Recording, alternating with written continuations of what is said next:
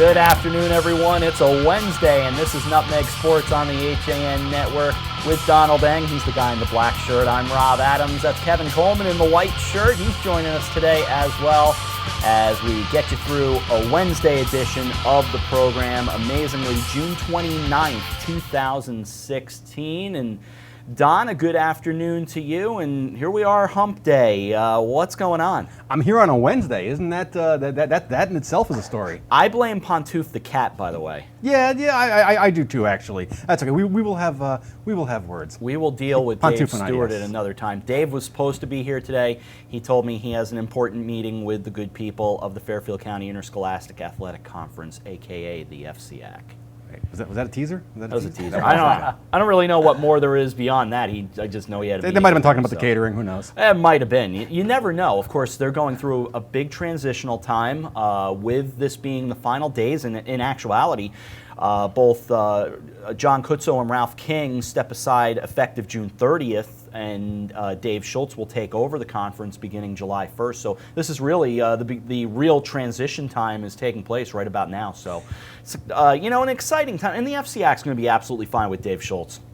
Yeah, no, they've got everything under control. I mean, they've known this day was coming, and they've had adequate time to prepare for it. I expect the transition to be perhaps as close to seamless as it can get when something of this size takes place. Yeah, and the people taking over beyond Dave and Joe Matafari and beyond that, they're all people that have had experience with this conference. So going to be in great hands moving forward. Yeah, no question about it. Looking forward to working with the new folks, and and the FCAC rolls on. And the gentleman to Don's left is our buddy Kevin Coleman, who is the voice of the Danbury Westerners out of the NECBL. Good to see you. Oh, good to see you too, Rob. Dave, good to see you. Thanks for having me on the show today. No, that's Don. That's not Dave. Excuse me. Right. Sorry. That's right. We were making fun of Dave. Oh, I got it. Okay. We gotta swap names every once in a while. It's okay. I mean, but that's not Justin standing next to you. That's true. Yes. Not Justin Galanti, who you worked. Now, did you call the last two games? I know you called Monday night's game. Yeah, we did back-to-back. So we did Monday night and last night, and we swapped. So Monday night was in Danbury, and last night was over in Kingston, Rhode Island at Ocean State. So we had a great time. It was actually a treat for us, considering that we were able to get to know each other during the spring, during the FCAC springtime. But we had a great time calling two games, back-to-back nights, two great games too. So we had a lot of fun together and good chemistry too. Yeah, you guys worked very well together. I listened to Monday night's broadcast. I didn't get to hear much last night, but Monday night, good ball game and a good win for the Westerners, who are playing some better baseball. A little bit up and down at times, but Ocean State's been very good. So for the Westerners to play as good as they're playing, it's got to be a good thing. Yes, great thing. They're now 10-9. They were going through a stretch in the beginning of the year where they were not looking so great. Started off the year slow.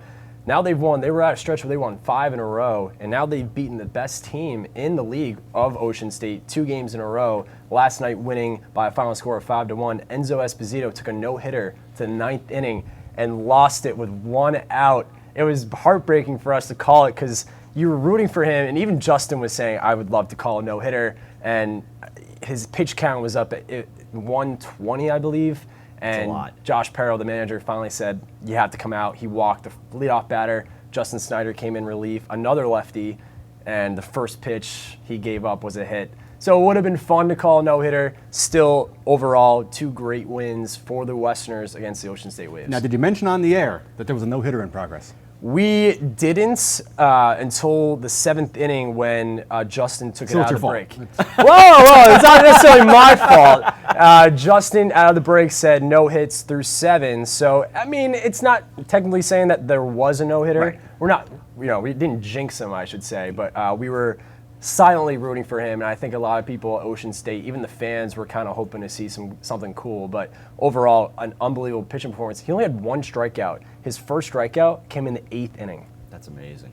In the 8th inning. What's your philosophy then, based off Don's question? I have long talked to these guys about, and I don't love being in that spot where I feel like I have to say it, but I feel like I have to tell you the story as a broadcaster. If it's a no-hitter, and I agree with you guys. Once you get through 6, now that tension is building. But I feel like it's my job. I have to at least somehow relate to the listener or the viewer that this is a no-hitter, this is a perfect game. What's your philosophy? I have to agree with you, and I think in terms of we don't have necessarily, you can't see it when you're watching the game. You can see it when you're listening if you watch on pointstreak.com. Right. You can see that there's no hits. But you're right. Maybe coming out of the break or going into commercial break, you say no hits through 7, and you're right. I think once you're after the 6th inning, I think it's safe to say a little hint that there's something magical going on in terms of a great pitching performance. But it is hard. You don't want to jinx him. It's so difficult. And we see that with the best. Vin Scully, all these guys, they don't want to, because, Vin Scully, and I watched last night on the bus ride home, I watched his no-hit call with Clayton Kershaw. Right. And he didn't really mention it until after the 6th inning when he would go into break saying no hits through 6. No But he hits through did 7. say it. That's the key. He did. That's Okay. the key. That's the key. He always says there's a no-hitter going on. John Sterling, as much as he's reviled, will not hesitate to say, perfect game, no-hitter. Michael Kay will do the same thing. I don't know if Gary Cohen did or didn't the night that the Mets finally got there, much maligned and really wasn't a no-hitter, but that's a whole different topic. I was thinking that also is that having grown up a Mets fan, if the pitcher gets through the top of the 2nd, I'm starting to count down right then. Yeah, without a doubt. But yes, Vin Scully's called more than any. He's called, Right. I believe, 23, including 3 perfect games. So, I mean, but it is a lot of pressure because there are those who will blame the broadcaster. Just an interesting. I wondered, as a young broadcaster yourself, what your philosophy is. Yeah, I think you have to say it, definitely after, once we're getting to the late part of the innings. But we did reference last night the Johan Santana game because he was getting up there. In the first 2 innings, he was over 40 pitches. And then he really cooled down after that. He walked the first 2 batters of the game. And at that point, we thought, because his last start was shaky, he only lasted maybe 3 or 4 innings.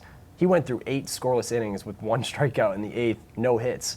And so a great night at the ballpark. And actually, the weather turned out to be great because the forecast was saying it was going to be a washout, no rain at all. Now, I have a little experience calling some Westerners games here on the HAN Network back in our radio days. Loved the atmosphere, loved, it's a little press box at Rogers Park. You're on the third base side, which is a little unique perspective for calling a game. But from your perspective, what's it like doing this? Kind of explain the NECBL, because I don't know if a lot of people understand what you guys are doing up there in Danbury. It's great, but what is it all about? It's a great league in terms of these guys are, college players who are drafted, who are looking to get drafted into the major leagues, and they're looking to, obviously get better. And it's just a great league, and it's like the Cape Cod League too. There's so many. It's such great baseball. And it's if you're a fan, it's a cheap price, only $5 or so for a game, and you can even listen to the game for free online. Right. But it's great for young broadcasters like myself and Justin. We get to go on the road with these guys, call 40 or so games, however long the season. I believe it's 40 games, and we get to kind of get a taste of what it's really like in the real world if you're really going to be a baseball broadcaster. So it's a treat for us. I think it's a treat for the players. They love how they have their own broadcasters, and on the bus ride they get us involved in little games and whatnot. So it's cool for us. I do it along with another broadcaster. The 2 of us get along great, and that's kind of what it's all about. It's very close knit. Everyone is the chemistry on the Westerners, even for a 10-9 team, is so close. And even I saw it last night on the bus ride. They won the game obviously, but on the bus ride home, it's a dance party. And as soon as they get on the bus, the lights are going, big techno music is going. So it's a lot of fun, and I think every team does that. You can see it throughout every game that I've called. No, it's a party bus there. That's I was just going to comment when he said that he'd gotten through the entire 8 shutout innings with only 1 strikeout, and I was thinking strikeouts are overrated.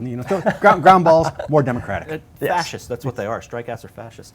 And you've got some good players on this team. I've been, like I said, I've been listening a little bit. I've been following along and keeping an eye on some of these players, and some of these guys, local guys too. Some, not all, but I know you've got a Stratford player, you have a Shelton player, there's a Yorktown Heights kid. So there are guys that aren't too far away from right here, in fact. And even Billy DeVito from Stanford, right? He's a reliever. He's come in, closed the door on some great games, and yeah, I think it's good for some of these guys who are from the area. They get to come home, play great baseball, and it's also cool because you get to see the guys from Florida. There's a few guys from Florida on the team who have never. Yesterday I was chatting with one of them. He said he didn't even know where New England was. Oh my gosh! So he finds it that he was looking on the wrong side of the Atlantic. So he was like, oh, I thought New England was in Massachusetts, and it's like, all right, well, it's cool for them to come up, get a new experience of the country, and I think it's cool for them to kind of play ball in a whole different part of this USA. You know, whether there's guys from California, Texas, Oklahoma, so it's an upbringing for them too. So were they wearing the ski jackets the other night? It was like 59 degrees, I think, at the end of the game. Well, the early games were cold. I remember one of my broadcasters that I work with, he went up to Upper Valley, and he said that he went in shorts, and he was shivering the whole game because it was 50, 60 degrees. But yeah, some of these guys may not be used to that weather, but now that it's heating up, the bats are coming alive, pitching was doing really well. So I think you're going to see that as the season goes along. What have you learned about yourself as a broadcaster so far doing this? Well, something that you taught me when we called games in the spring was to make sure you follow along with your scorebook. And I think that I've kind of taken that to heart when, calling the game. I always think, all right, keep on pace. I think that's key, and I think you're absolutely right, and I thank you for that because, staying along with your scorecard really helps you, in the later part of the game, talk about what the batters have done in the past and, understand that even for last night, Enzo was throwing a no-hitter. You can see what he's done with these batters, whether it's groundouts, flyouts. So I think that, and I've really noticed that, and people, some of my friends and family have listened as well, and they've noticed that I've gotten slower because in the beginning I was talking too fast. And I think that now that I'm comfortable talking slow, letting the game come to me at least, and painting a picture for the viewers and listeners. Yeah, you learn the pace after a while. You learn to kind of, and crowd noise in baseball, not such a bad thing either. No, it's kind of just the atmosphere. I always find that when I listen to baseball on the radio, it's like timeless. I feel like it could be in the 50s, it could be in the 20s, could be today. It's just you hear crowd noise, you hear the announcer talking. If you're really lucky, you'll occasionally hear a hot dog vendor yelling. So it's just a classic feeling to listen to games on the radio. It is. You can get the feeling of Ty Tyson or Red Barber or Mel Allen. I mean, some of the giants, Ernie Harwell. Some of those older guys. Why don't we take a break here on Nutmeg Sports? We'll come back. We'll get AJ Simonowski involved as well. Kevin's going to stick around. Don's still here as we roll through this Nutmeg Sports for a Wednesday on the HAN Network. For more than 50 years, Triple S has been Fairfield County's expert service for carpet, upholstery, and drapery cleaning. We provide the best in repairs and in-depth restoration, understanding fabrics and how to properly clean and restore them. Our staff will come to your home to clean your wall-to-wall carpet to perfection. We can also pick up your fine carpets and bring them to our facilities. With locations in Norwalk, Stamford, and Stratford, Triple S will get the job done fast, big or small. At Triple S, you can count on our people as well as our cleaning. Find us at triplesclean.com or 203-847-8000. I really wanted something that felt like a home. Coming from a big house, I wanted the feel of a home as opposed to a condo. My property taxes on my single-family home were close to $20,000 a year. Now that I've downsized and I'm in a townhome, and because of the condo tax laws, my fees have gone from $20,000 down to about $5,300 with the star exemption. There is no other townhome that compares in the area. This is where I want to be. Have a sports injury or a slip and fall that needs immediate care? Coastal Ortho Express Urgent Care gives you direct access to an orthopedic specialist fast, without an appointment. Biking, golf, tennis, soccer, whatever the sports injury is, sprain or fracture, Coastal Ortho Express can help. Coastal Ortho Express Urgent Care, open Monday through Saturday, now in 2 locations. The iPark building at 761 Main Avenue in Norwalk and 36 Old Kings Highway South in Darien. Or go to coastalorthoexpress.com, like them on Facebook. I'm Denise DiGregoli, the host of The Drive on the HAN Network. Join me Tuesdays for some motivational, intelligent talk with a little humor as we visit with people who live their lives mindfully. Tune in to The Drive live on Tuesdays, 12:30, here on the HAN Network. I'm Kate Chaplinsky. Join us for Coffee Break, weekdays at 11 to get the latest Connecticut news, weather, high school sports, and more. News doesn't get any more local than on Coffee Break on the HAN Network. Welcome back to Nutmeg Sports on the HAN Network. AJ Simonowski has joined me. He refuses to wear his name badge. I didn't expect to be on the air today. I thought about wearing one of our network shirts this morning. Didn't plan on coming on. You ambushed me. I did. So here I am, sprung free from production to join you on Nutmeg Sports. To be fair, none of us knew you were that susceptible to peer pressure and guilt.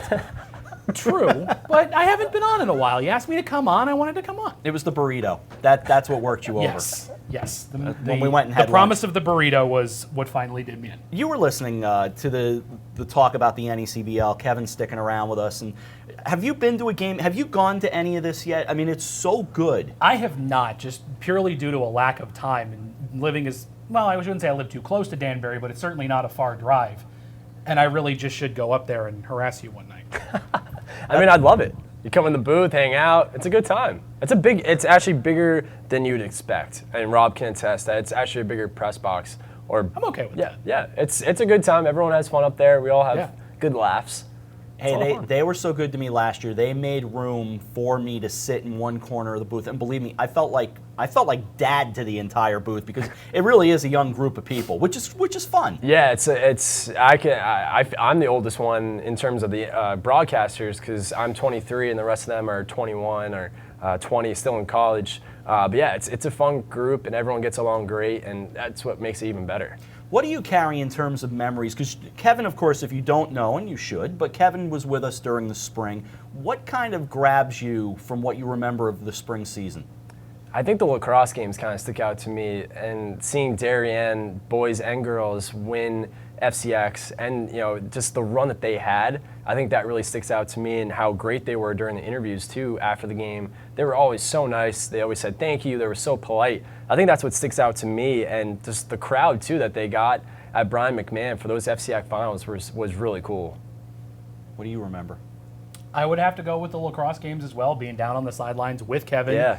Through rain and oppressive heat, and just knowing that, as new to lacrosse as I was this year, knowing that I was seeing nationally excellent lacrosse was really something special. And I actually just came across a note for a little while ago, retweeted by Scott Erickson, that the Darien girls have been also nationally ranked by Lacrosse Magazine at number 6 in the nation for the final standings. Wow. So nationally ranked Blue Wave lacrosse on both boys and girls. Number 2 for the boys, and now number 6 for the girls. That's and I outstanding. still say number 2 for the boys is a travesty.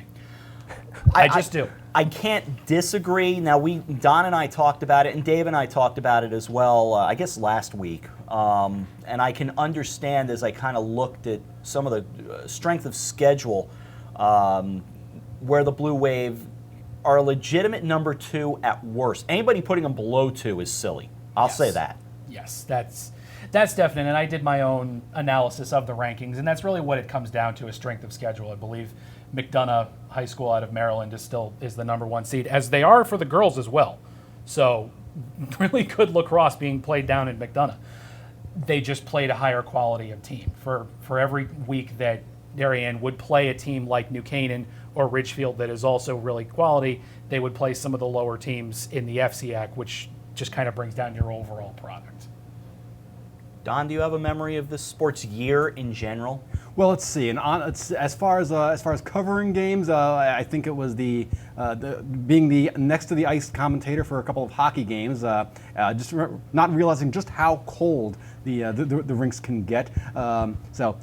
Interestingly, my cold toes were affecting my talking. But after about a period, they went numb, and then I was comfortable. And then the other thing that sticks out in my mind is AJ, the legendary "Not Now" Don. Because to be fair, because AJ had said, I had said to AJ, hey, during the setup crew, AJ is all over the place. Yeah. And I said, hey, what can I do that would help you out? And he said, all I have to do is just grunt work. And I was like, I don't mind grunt work, I'll carry stuff. And then about 20 minutes later, I walked up to AJ and I said, hey, can I help? And he was like, "Not now, Don." I do. That's not unlike you. I do tend to get in the zone when I'm setting things up, but no offense intended. No, it was good. It was great. No, we've laughed about it. We've laughed about it off camera for a while. But essentially, anytime I need something from AJ, which is about a weekly occurrence, I always say, "Not now, Don." Which always takes me back to that long, hot Friday, our first Friday at Ridgefield. And we had already done coffee break, and we had done enough stuff at Ridgefield High School. Then we all took a break. And I believe Kate went back to Ridgefield to grab lunch. I know I did. I went back to the office for a little bit. Everyone left. Basically, everybody took off for a while. And I remember looking at you and going, "You want me to stick around, help?" And you're like, "Nope, I'm in the zone. Go." put my headphones on, listened to some music, and just started laying wire. I was the gloves perfectly on? content. These were the original gloves that have long since been retired. I killed them due to overuse. Did you have the masonry knee pads on? Yes. Okay. Yes. Had to. Actually, no. I don't think I had the knee pads yet. I think this day at Ridgefield was the catalyst for the knee pads, as I destroyed my knees on the bleachers at Tiger Hollow. A year ago, did you see yourself becoming a broadcaster in any way, shape, or form? Not even close. What have you picked up, and how far have you come? The fact that I'm standing here right now, even as just a guest on a sports show, I thought, no, there's no way. My opinion can't be valid. I'll get out there, I'll stutter, I'll make a fool of myself. But I'm more than willing to make a fool of myself, and I think that's key. Just the fact that I'm here at all is, that's all I got. And The fact that I'm here at all is and the eventually shock. got drafted as being a color commentator, an analyst. An analyst on sports that I had never seen until joining the HAN Network video crew. That is not that. What about you, Kevin? What have you experienced like that? Well, AJ made up a good point. AJ and I went through rain, heat. We went through almost everything. We just missed snow and hail, I guess. That's the only two we missed. But we sat out there and we had our hoods on during downpour, during sideline reporting, and then we also were out there when we were sweating profusely and throwing back water bottles. But we had a ton of fun being on the sidelines together, and that was a cool part for me too, being able to be on the sideline. And I hadn't done much interviewing post game, so that was cool for me to kind of learn how to do that on the spot. And I actually really enjoyed it, and now I've kind of have an interest in that. I know for me, in my development as a broadcaster, I didn't think I was a good interviewer when I first got into this business. And I would do those post-game interviews, and it was in radio, but it would be like, what am I going to ask? What am I going to ask? I really don't like doing this. And I guess it's just, practice. You continue to get okay at it. So, Don. Oh, no, I was going to say that AJ had mentioned he got impressed into service doing color commentary for some sports. I remember I ran a camera for the Darien New Canaan girls lacrosse game, and AJ was doing analysis from the sidelines. And after the game, I caught up with him. By the snack bar, and I was like, I asked him. I had some sort of question about a rules interpretation, and I was like, hey AJ, what is this rule? And AJ looked at me and said, this is the second girls lacrosse game I've ever seen. And I was like, wow, outstanding. That's not an incorrect story. And to go off of something Kevin said, I can actually say it's a shame that we did not do anything in the snow this year. They did not snow during a football game or a field hockey game or a soccer game or something. It was only our third ever broadcast from when we weren't even HAN radio. We were still Herson Acorn radio. And we had a driving snowstorm at Boyle Stadium for that Darien New Canaan State Championship game in 2013. So we've had the snow, but we just didn't have it on video. And believe me, we have done everything to stay out of the weather elements as humanly possible, especially to keep our cameras nice and dry, which, goes back to that night at Staples, whole different discussion. We could keep going with the memories, but we'll take a break. Thought it would be fun to just bounce these things around with these guys. They're sticking around. We'll come back. We got a few minutes left on this show. We're back right after this on the HAN Network.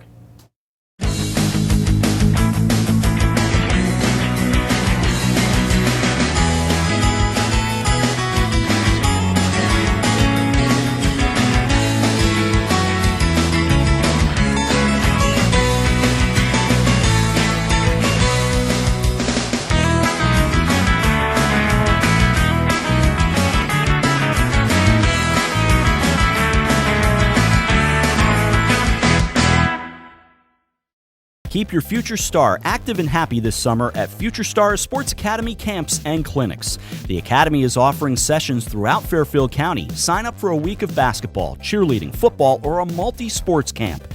At Future Stars Academy, children learn the fundamentals while under the supervision of qualified coaches. And what sets the Academy apart is its special Lessons of Life sessions, teaching values and focusing on building self-esteem, friendships, and honesty. Located at Sports Center Connecticut in Shelton and in Sports in Trumbull. Register online at futurestarssportsacademy.com. Warm weather, light breezes, boats are in the water. There's no better place to celebrate summer than the Dock Shop. Whether in Darien at 51 Tokenique Road or Westport at 609 Riverside Avenue, the Dock Shop is where you'll find everything you need to kick off summer. From the latest summer apparel to the newest fishing tackle, the Dock Shop will help you get the most out of your next beach day or harbor cruise. At the Dock Shop, you'll find a wonderful selection of items made in the USA and right here in New England, all with a distinct nautical flair. Boater, beach bum, fisherman, or simply love the coastal lifestyle, this is a unique place to shop. DockShop.com. Walter Stewart's Market in New Canaan is your time-saving local shopping destination for the best of spring. Find many of your favorite products, from great specials on everyday items to the freshest organic produce, artisanal cheeses, and grass-fed steaks. Chop off your knives to be sharpened, grab a beautiful bouquet of spring flowers, and stop in next door for a wine tasting. Plus, their personable staff is always ready to lend a helping hand. So stop in to Walter Stewart's Market, 229 Elm Street today, or shop online at stewartsmarket.com. I'm John Kovach. I'm a newspaper editor. I'm a high school football coach. I'm a television presenter, and I want you to love fishing as much as I do. Tune in to Yankee Fisherman, Thursdays at 1 on the HAN Network. It's like going to the tackle shop without leaving your office. Welcome back to Nutmeg Sports. I've been told to hand it off to Eric Gendron, so I do as I'm told. Eric. Oh, hey, Rob. Oh, hey, Eric. I didn't know you'd be on the air today. So we have someone on the phone for you. Okay. So, hey, say hi to Rob. I was hoping to talk about the lifting of the ban of felt-soled waders in Vermont with somebody. Hello, caller. Hello, host. What can we do for you today? Entertain me. You've been entertaining me enough for 3 years. It's a living. Yeah, I would. You know, I pondered having you on today, and I knew you had to be off-site. So the minute I saw that you were up in Ridgefield, I knew I couldn't have you down here personally. Yeah, I wasn't going to not mark it somehow. I had to call in because, as I've said before, on and off the air, I got to do something that I truly love that I never thought I'd get to do again. And I thank you for that. Well, thank you. Somebody talk. So. I'm a little speechless, so somebody else. Don't be speechless. Let's talk. Let's talk about the first question you asked me. Was? When I was on the air, when I was sidelined at the Ansonia Woodland Class S game at a root field when we were still radio. I remember was that. About the 100-point rule, so you may as well ask me a 100-point rule question to go out, no? Jeez, well, at least we got rid of the 50-point rule. A 50-point rule, yeah, that's the kind of day it's been. It has been quite a day already. You know, yeah, I would think you'd have to be just as happy as I am that the 50-point rule is going away. Oh, very. I think this is the way to handle it, is the running clock. Any coach worth his salt going to protect his players. Up that many points or down that many points, it should become a JV game. I think this is where it should have been for some time. And not only that, you know, you don't want to take away the joy of these kids who don't get to play, and you can't tell them to not score. No, you can't. You can't tell them to not score. You can't make a mockery of the game where teams are letting teams score to keep it close, or phantom calls. I know I've been put in situations, this predates the 50-point rule, where I had two JV quarterbacks. One was in, and I told the other, okay, well, we get this first down, you're going to go in and do 3 plays, and then that'll be the end of it. And, of course, they threw a phantom hold to keep me from getting that first down, and the one poor kid never gets in the game. Yeah. Yep. And it's a shame that, you know, one coach can kind of spoil the stew, JK, but I'm glad that finally the CIAC said, okay, this is, you know, we got to do something about it. Connecticut football was a joke for 10 years. Now what they have to look at is the start date, because I really like to see it start a week earlier. Yeah, I agree with that. Hey, I was asking these guys about, you know, certain memories of certainly of this season, and you and I, and of course it's John Kovach on the phone with us. You and I have, you know, quite a history. Give me some memories. Well, I mean, that first game, the game in the snow was just epic.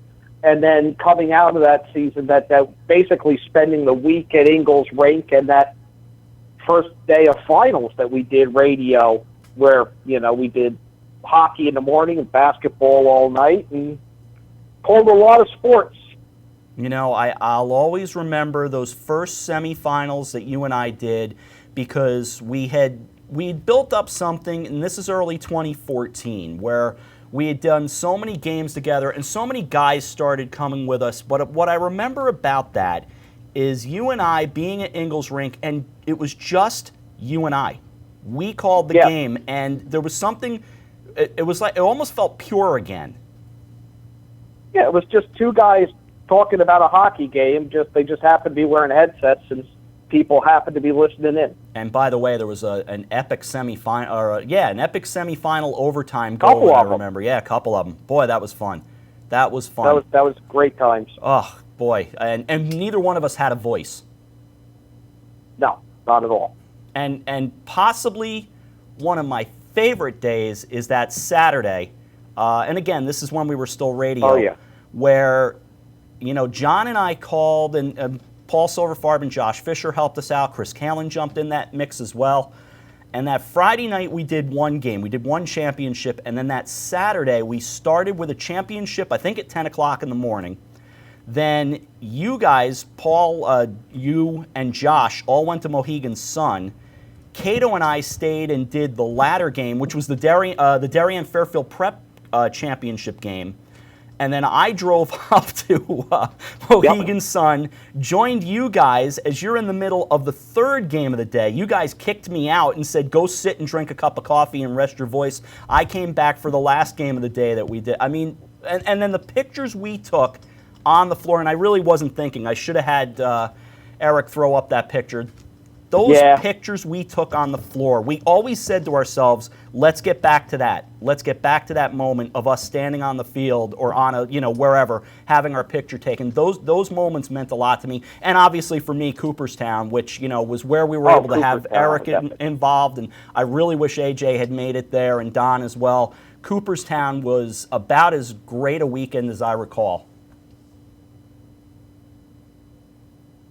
And it was such a great, it really truly was. It was such a great weekend. It really truly was. And you know, we're going to see you around. We're going to be seeing you in the same circles and looking forward to it. Absolutely. And I've said that all along. I've said that, you know, in these last 2 weeks, that I'm not going anywhere. I will be around Fairfield County. You know, my love of covering things in the FCAC is, you know, obviously strong. And I've told HAN whenever they need me, I'm a phone call and a text away. So, JK, well, thanks for calling, buddy. Gonna miss seeing you, man. Gonna miss seeing you. Thank you. All right, thanks for calling. Well, that does it. Final show. Yeah, it's hard to believe, isn't it? What a ride it's been. But you know, there is one tiny other thing, though, before we actually sign off. Oh, hi, Eric. Oh, I didn't know you'd be jumping on a microphone. Oh, hey, Rob. I didn't know I'd be out here in front of the camera. I did invite you on, but I thought you had declined. No, I haven't declined. Well, since this is the last Nutmeg Sports hosted by Rob Adams, we couldn't let him go without putting a little something together. So, AJ, crank up the volume, pull out those headphones, and let's take a look. A lot of cameras in this building today, Cato, including us. We have cameras here today, and we are very excited. As part of our partnership with the FCAC, we are testing some things out and taking a little stab at video. Not live today. You get the live audio today for sure, but we're working on putting some pretty pictures together, and it's pretty cool. From Boyle Stadium in Stamford, I'm Rob Adams. This is Chris Irway. Today, the Darien Blue Wave take on the New Canaan Rams in the 1 versus 2. Good afternoon, everyone. I'm Rob Adams. Welcome to New Canaan High School as we get all set for the Turkey Bowl and the 50th annual FCAC Championship game.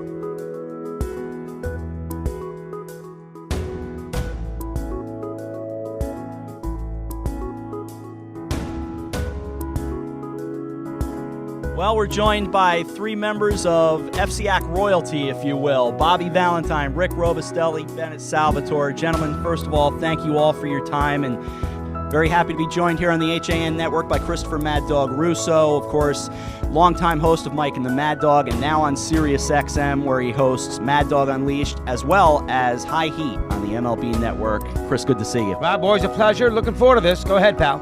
Rolling the pocket. Graham lobs it. Back of the end zone. Hudson Hamill! Touchdown! What an amazing grab by Hudson Hamill in the back of the end zone. High points the football, gets his feet down, and what a throw by Timmy Graham rolling to his right. Collins to throw on second down, slings it over the middle. He's got a man, Kyle Smith, turns at the 40, upfield to the 46, he lost it! It's recovered by Christian Trafone! And it's over. This one is gonna be done in 1:08. Shotgun snap, play action, looking to throw, wide open, oh my gosh, eat a sandwich, catch a touchdown. Ryan O'Connell from 18. Back to throw, Collins sets up, here it is, he's got it! Are you kidding me? Speed, and there it is!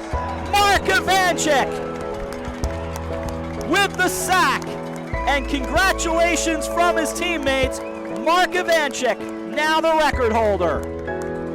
Our crew today, just a great crew, and I am beyond grateful, and I know Marty Herson won't mind me speaking for him, and when I say how grateful I am that John came up this morning, Eric Gendron directing came up this morning. All right. Here's a starting pitcher for McMahon, Paul Salata, left-handed batter, and the righty brings it home. It's a nice curveball, called strike, 0-1. Inbounded with 6. 1-point game, 55-54. Landianer pocket picked with 1 to go. And English has got the ball. Going to Kylie McCaffrey for the win. Got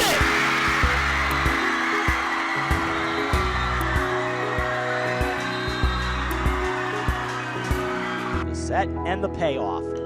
Line through the left side, a base hit. Let's see if they'll try to score Meany. And he's rounding third. Here he comes. Here's the throw. The tag. Not even in time. He stands up and scores. 1-0 Wilton. JT Morin trying to wrap up the title. The pitch. On the inside corner. And the Wilton Warriors are the 2015 FCAC champions. Here comes the 1-2. And a high fly ball to right. Back goes Minnie. He looks. It is gone.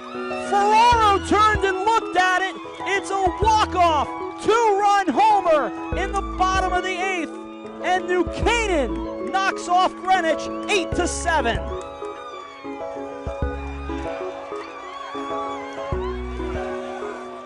Just bedlam in front of us, Rob.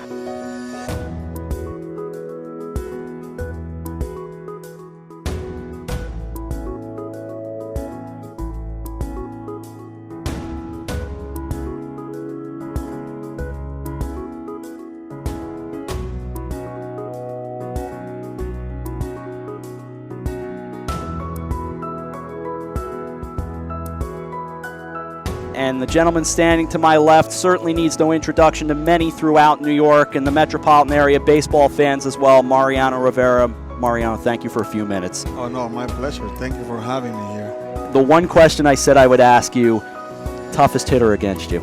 Toughest hitter against me, I will say Edgar Martinez. Oh, it's been our pleasure. That. Thank you, Mariano. Thank you. Thank you. The great Mariano Rivera will take a timeout here on Nutmeg Sports. Crowd rising, and the Greenwich Cardinals are the FCAC champions. Julia Middlebrook, the most valuable player of this championship game. Julia, first of all, congratulations. Thank you. Take me through what went right for your team tonight. And for the second year in a row, with 7 to go, the West Hill Vikings are going to be the 2016 FCAC champions.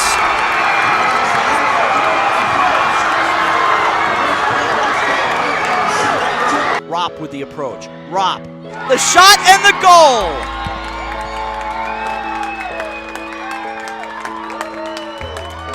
And the Darien Blue Wave in overtime have won the 2016 FCAC championship.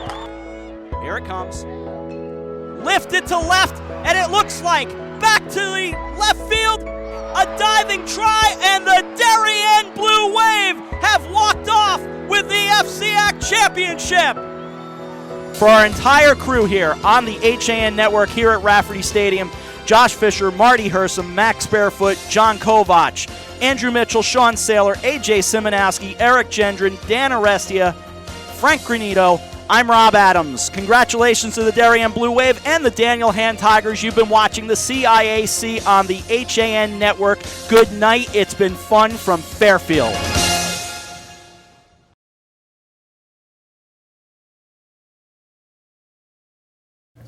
Well, we couldn't let you get out of here without embarrassing you a little bit. So, Rob, thank you for everything. It's, those were the highlights from the last 15, 16 months, and it's been a lot of fun. I know there were a lot of memories before that as well, but wanted to really highlight some of the craziness and the bedlam. Boy. The bedlam in front of us. And that's just a hint of it. Yep. I know. I had a hard time getting it down to Pairing the list. That was like 6 minutes, 45 seconds. I think my first draft was like 10 minutes long. You know, that's only, folks, the sports side of it. We're not even talking about the sidewalk sales that Kate and Josh and Marty and myself did, or whomever was on with us.